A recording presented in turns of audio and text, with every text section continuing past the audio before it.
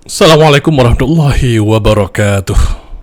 Inside kelas leaderspeak.id.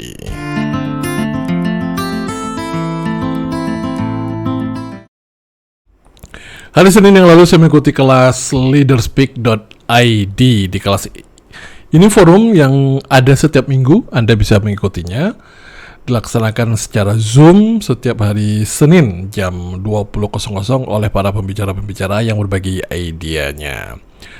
Hari Senin yang lalu saya mengikuti kegiatan ini, episode yang ke-15, artinya pertemuan yang ke-15 dengan tema Mindset Leader Solutif yang disampaikan oleh Bapak Joni Rusdianto.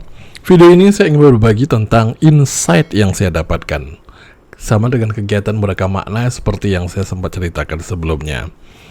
Apa yang berkesan bagi saya dari keseluruhan sesi tersebut, hal-hal yang membuat saya menjadi semacam ada note bagi saya pribadi, pengertian dan pemahaman buat saya, dan itu ingin saya bagikan kepada Anda. Ternyata bagi seorang leader, ada hal yang paling penting untuk dilakukan pertama sekali dalam rangka mencari sebuah terobosan-terobosan, dalam rangka melakukan bagaimana caranya ini tetap bisa survive, bahkan menjadi lebih melejit, bahkan bisa menjadi meningkat. Pak Joni membagikan semuanya berawal dari mindset. Itu ide yang saya terima. Kenapa berawal semuanya dari mindset? Itu pertanyaan yang paling menarik. Ternyata perubahan-perubahan yang terjadi pada diri manusia pada konteks perilakunya sangat erat kaitannya dengan mindset.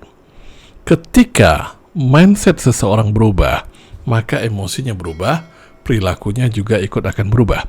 Perilaku yang berubah berdampak kepada nasib yang berubah.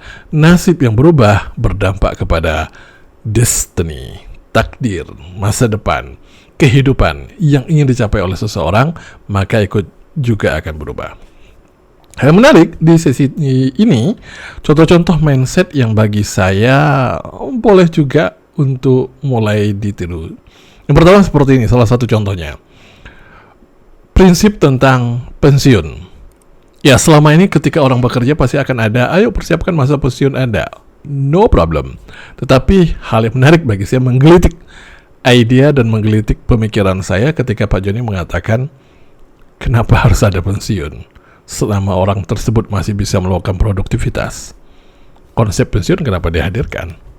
Kalau memang orang tersebut masih bisa berkontribusi, masih produktif, kenapa harus ada prinsip pensiun? Kemudian belum mengatakan pensiun itu kan prinsipnya dari Belanda dulunya yang pernah memberikan supaya ya orang-orang tua mulai biar yang dianggap memang bagaimana caranya konsep ya udah ini nggak menghasilkan lagi, nggak usah gitu ya. Dan nggak menghasilkan lebih pengertian menilai dari sisi kita yang punya usaha, wah ini nggak bisa berdampak lebih besar, ya udah ambil mudah-mudah saja. Tapi konsep leader yang disampaikan menarik bagi saya. Ya, kalau memang kita masih bisa bekerja sama, ada sebuah produktivitas yang masih dilakukan, ya kenapa enggak? Kenapa mesti pensiun? Ya mungkin akan terpikir, wah nanti saya kalau membayar gaji orang ini, kan dia tidak berkontribusi lebih besar lagi. Rupanya, Pak Joni membagikan tentang prinsip mindset dalam konteks kompensasi. Nggak fair kompensasi itu ketika sama rata. Maka beliau mengatakan, ya mindsetnya pun juga diubah berhubungan dengan kompensasi. Apa yang maksud dengan berubah dalam konteks kompensasinya? Ya orang memberikan 100 dapat 100, orang memberikan 1000 ya dapat 1000. Biarkan ini secara alamiah berjalan, setiap orang akan memberikan kontribusi terbaiknya. Sampai kapan? Sampai orang tersebut mau untuk berkontribusi, bisa berkontribusi, mampu untuk berkontribusi, dan nggak perlu dibatasi oleh usia. Dan ini gambaran dari mindset. Pertanyaan yang lebih dalam, bagaimana cara kita membuat mindset ini menjadi habit ataupun menjadi sebuah budaya. Lagi-lagi, hal-hal yang diberikan bisa lewat pendampingan, mau bilang itu coaching, mau mentoring. Intinya ada yang difokuskan yakni di pola pikirnya. Atau bahkan bisa juga dalam sebuah organisasi, sebuah entity bisnis, menciptakan suasana, menciptakan nuansa untuk berbagi ide, di mana forum berbagi ide tersebut mendapatkan terobosan ide-ide yang brilian untuk solusi tentunya. Dari solusi tersebut kemudian perlu dikenali betul ini dasar pemikirannya apa.